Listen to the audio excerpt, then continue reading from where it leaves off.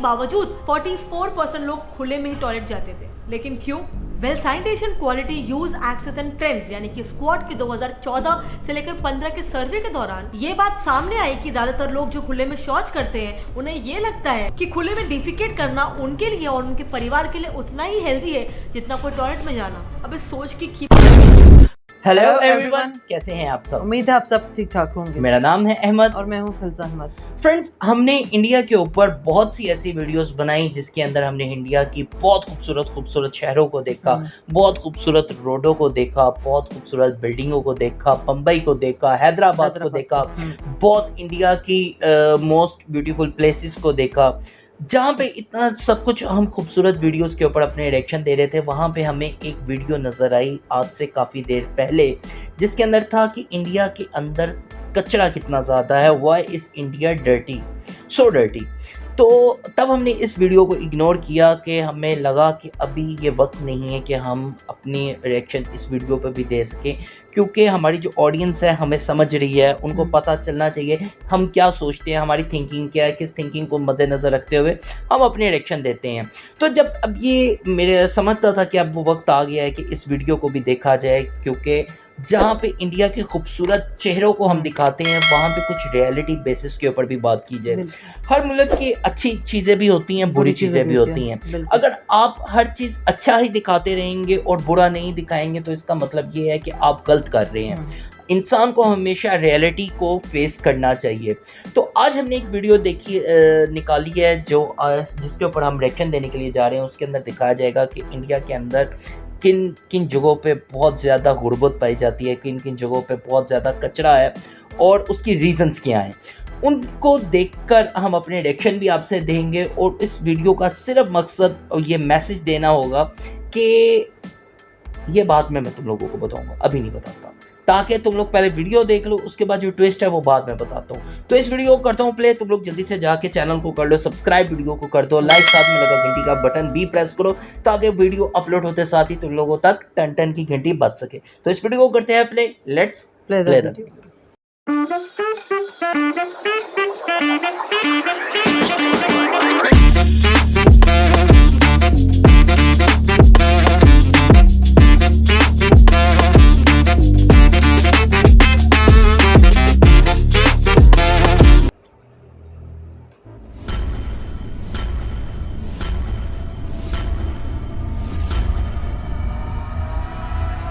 Hello followers, this is Nikita और आज हमारा इंडिया वर्ल्ड का 3rd मोस्ट पोल्यूटेड देश है, जिसे लोग the dirtiest country in the world भी कहते हैं। And I guess rightfully so. आप खुद ही इंडिया की गंदगी को, इंडिया के रोड्स को, इंडिया के पार्क्स को कंपेयर करके देख लो दूसरे देशों से, डिफरेंस आपके सामने है। आज बात तो ऐसी हो गई है कि वर्ल्ड्स 30 मोस्ट पोल्यूटेड सिटीज में से 22 सिटीज तो बस इंडिया के ही है, लेकिन ये सब भी कुछ भी नहीं है इसके कंपेरिजन में। इंडिया में 2047 तक कचरा, गंदगी इतना ज्यादा बढ़ जाएगी कि इंडिया के मुंबई, हैदराबाद और चेन्नई जैसे बड़े शहरों की कंबाइंड जगह, जितनी जगह तो हमें सिर्फ और सिर्फ अपने कचरे को रखने के लिए ही लगेगी। लेकिन यार, इस सब के पीछे क्या वजह हो सकती है? वेल, विकिपीडिया पे मौजूद डेटा के मुताबिक आज भी 40% of municipal waste municipality collect ही नहीं करती है। तो क्या इसका मतलब कि इंडिया के डर्टीएस्ट कंट्री होने की वजह हमारी गवर्नमेंट है? लेकिन देन व्हाट अबाउट द स्वच्छ भारत अभियान? सो वेल, आज की वीडियो में हम बिल्कुल यही जानेंगे क्यों हमारा देश इतना ज्यादा अनक्लीन, इतना ज्यादा अनहाइजीनिक है और क्या इस मामले में आज भारत का कोई होप है? Let's find out.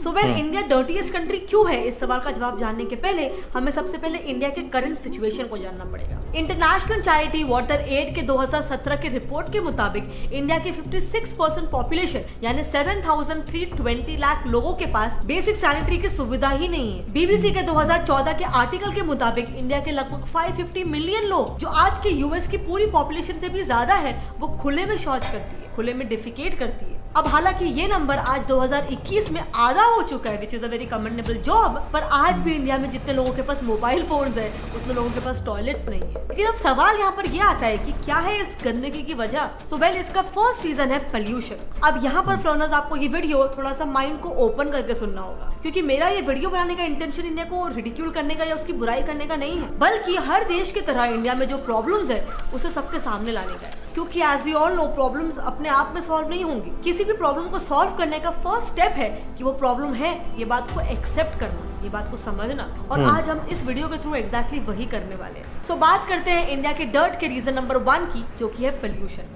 ब्लूमबर्ग के एक डेटा के मुताबिक हमारी देश की राजधानी दिल्ली 2020 में world's most polluted capital city थी। अब इंडिया में स्पेसिफिकली पोल्यूशन के 2 मेन सोर्सेज हैं। इसमें से सबसे पहला नंबर आता है एयर पोल्यूशन का। 2019 के एक आर्टिकल के हिसाब से हर साल इंडिया में एयर पोल्यूशन की वजह से मरने वालों की गिनती 1.2 मिलियन पर पहुंच चुकी थी। इनफैक्ट कोविड-19 के बावजूद इंडिया 2020 में 5th लार्जेस्ट ऑटोमोबाइल का मार्केट रहा था, जिसने 3.49 मिलियन यूनिट्स को सोल्ड किया था। और ऑब्वियसली इस इंक्रीज के साथ हम कार एमिशंस की वजह से होने वाले एयर पोल्यूशन के इंक्रीज को बिल्कुल भी नजरअंदाज नहीं कर सकते, जिसने बाय द वे 2015 में दुनिया भर के 3,85,000 लोगों की जान ले ली थी। दूसरा मेजर पोल्यूशन इंडिया में है वाटर पोल्यूशन। आज हिंदुस्तान का 80% पानी पोल्यूटेड हो चुका है, क्योंकि इंडिया के हाउस होल्ड से लेकर इंडस्ट्रीज तक का कचरा हमारे नदी और झीलों में ही बहाया जाता है, जिसका नतीजा आज इंडिया के 38 मिलियन लोग पानी से होने वाली बीमारियां जैसे कि टाइफाइड, कॉलेरा और हेपेटाइटिस से हर साल जूझ रहे हैं। अब आप ही सोचो, जब हमारे देश में इतना पोल्यूशन हो रहा है तो क्या इससे गंदगी नहीं फैलेगी? सो चलो अब बढ़ते हैं इंडिया के डर्टी होने के रीजन नंबर 2 पे। बात करते हैं इंडिया के लैंडफिल्स की कंडीशन की, जो और कुछ नहीं है बल्कि overcrowding and lack of landfills है। 2017 में इंडिया के टाउन्स और सिटीज में रहने वाले लोग 62 मिलियन टन जितना कचरा हर साल जनरेट करते थे, जिसमें से सिर्फ और सिर्फ 43 मिलियन टन ही कचरा कलेक्ट किया जाता था, बाकी कलेक्ट भी नहीं हो रहा था। और उस 43 मिलियन टन में से भी सिर्फ 12 मिलियन टन को ही गार्बेज प्लांट्स में ट्रीट किया जा रहा था, और बाकी का 31 मिलियन टन बिना किसी ट्रीटमेंट के सिर्फ लैंडफिल्स में ऐसे ही डंप कर दिया जा रहा था।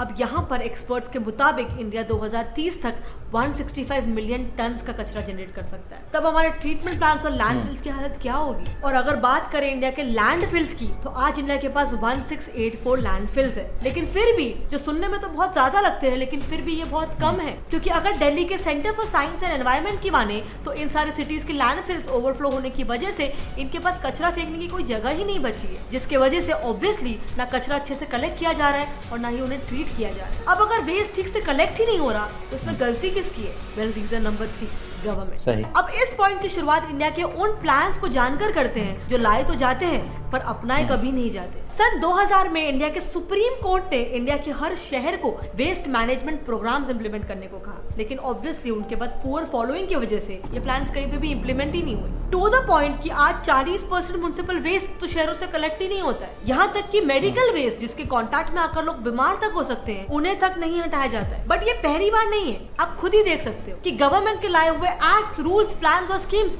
में से सिर्फ इक्का दुक्का ही इफेक्टिवली काम करता है और बाकी सब सिर्फ नाम के लिए। लेकिन इन गवर्नमेंट प्लान्स के साथ जो चौथा रीजन है वो गार्बेज का कलेक्शन प्रॉब्लम, क्योंकि हमारे पास गार्बेज को कलेक्ट करने के रिसोर्सेज ही नहीं है। जैसे कचरे के डब्बे को ही ले लो, एक तो कचरे के डब्बों की कमी है और जहाँ पर वो है उनका हाल कुछ ऐसा होता है। हमारे इंडिया में गार्बेज सेग्रीगेशन यानी रिसाइकलिंग, ऑर्गेनिक और अलग अलग तरह से कचरे को अलग करना, ये सिस्टम फॉलो ही नहीं होता है, जिसकी वजह से ना ही हम इसे फॉलो करते हैं और ना ही गार्बेज कलेक्टर्स, जिसका नतीजा ये होता है कि वेस्ट मैनेजमेंट ही नहीं हो पाता। लेकिन एक मिनट, क्या सिर्फ गवर्नमेंट की जिम्मेदारी है इंडिया को डर्टीएस्ट कंट्री बनाने के पीछे? क्या इसमें हमारा कोई रोल नहीं है? वेल, इससे हम पहुंचते हैं इंडिया को डर्टी बनाने वाले रीजन नंबर 5 पे। हम इंडियंस का इसमें कंट्रीब्यूशन का सबसे फर्स्ट रीजन है लैक ऑफ अवेयरनेस। 2019 में किए गए एक रिसर्च में 9812 आम जनता और 156 गवर्नमेंट ऑफिशियल के सर्वे से ये पता चला था कि 2018 में टॉयलेट्स बनने के बावजूद 44% लोग खुले में ही टॉयलेट जाते थे। लेकिन क्यों? Well, citation quality use access and trends यानी कि स्क्वाड के 2014 से लेकर 15 के सर्वे के दौरान ये बात सामने आई कि ज्यादातर लोग जो खुले में शौच करते हैं, उन्हें ये लगता है कि खुले में डिफिकेट करना उनके लिए और उनके परिवार के लिए उतना ही हेल्दी है जितना कोई टॉयलेट में जाना। अब इस सोच की कीमत कितनी है आपको पता है? इस सोच से 3 लाख लोग मर रहे थे। Talked to in our squat survey thought that going in the open was just as good for child health as using a latrine. लेकिन आज इंडिया में ओपन डिफिकेशन से मरने वाले लोगों की गिनती 1 लाख पर पहुंच गई है, जो ये बताता है कि मे बी ग्रेजुअली ही सही, लेकिन हम सही डायरेक्शन में जा रहे हैं, सुधर रहे हैं। अब इंडियंस के इंडिया को डर्टी बनाने के रीजन नंबर 2 की अगर बात करें तो वो है हर्ड मेंटालिटी। इंडियंस की सोच ये है कि जहाँ पर कचरा ऑलरेडी डाल रखा है, जहाँ पर लोग ऑलरेडी वो चीज कर रहे हैं, तो हम भी कर सकते हैं, हम भी वहाँ पर कचरा डाल सकते हैं। भले ही वे चाहे वो कचरा डालने की जगह हो या फिर कोई रास्ता ही क्यों ना हो। मतलब कम ऑन, गाँव तो छोड़ो, इंडिया के शहरों में भी देख लो, आपको लोग ऐसे ही बस के बाहर कचरा फेंकते हुए, ट्रेन के बाहर कचरा फेंकते हुए, या इवन कुछ भी खा के रैपर वगैरह ऐसे रास्ते में फेंकते हुए दिखते रहेंगे। सो इसीलिए जो सबसे मेजर फैक्टर है वो है इंडियंस को खुद का मेंटालिटी को चेंज करना पड़ेगा। हमें अपने आप को कचरे में रखने की आदत हो गई है। हम भले ही अपने घर को एकदम स्पिक एंड स्पैन रखे, लेकिन बाहर वो चीज बिल्कुल भी फॉलो नहीं होती। सो चलो, ये तो हो गए इंडिया के डर्टीएस्ट कंट्री होने के पीछे के कुछ रीजंस, लेकिन क्या इसको रोकने के लिए हमारी गवर्नमेंट कोई स्टेप्स ले रही है? वेल यस, इन स्टेप्स में से सबसे पहला नाम है स्वच्छ भारत अभियान का, जिसके लिए हमारी कंट्री के प्रधानमंत्री मोदी जी खुद झाड़ू लेकर रास्तों पर उतरे थे। 2014 में स्वच्छ भारत अभियान का लॉन्च होने के बाद ओरिजिनल प्लान तो इंडिया को 2019 तक ओपन डिफिकेशन की प्रॉब्लम से छुटकारा दिलाने का था और 100% वेस्ट मैनेजमेंट सिस्टम को खड़ा करने का था। लेकिन अब तक स्वच्छ भारत अभियान ने क्या किया है?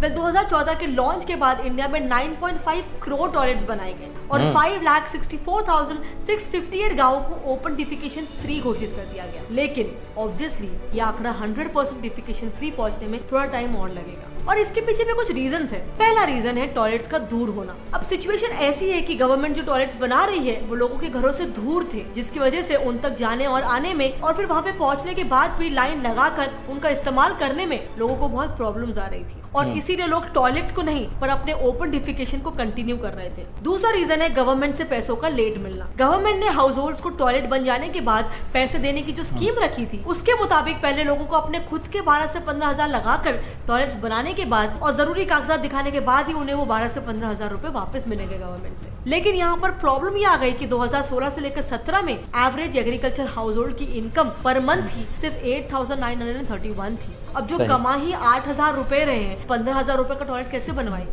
तो ऑब्वियसली वो स्कीम का फायदा नहीं उठा पा रहे थे। अब इसका फाइनल रीजन है डिस्क्रिमिनेशन। अब इंडिया के डर्टीएस्ट और इस स्वच्छ भारत मिशन के कमजोर पड़ने की एक वजह ये भी है कि हमारा स्ट्रॉन्ग कल्चर और कास्ट डिवीजन की वजह से अभी भी लोग ये मानते हैं कि कचरा उठाना, उसे साफ करना छोटी जाति के लोगों का काम है, जिसके वजह से भी लोग उसे साफ नहीं करते हैं और वही पड़े रहने देते हैं। अब बढ़ते हैं इंडिया को साफ करने के गवर्नमेंट के दूसरे सबसे बड़े प्रोजेक्ट के बाद, नमामि गंगे।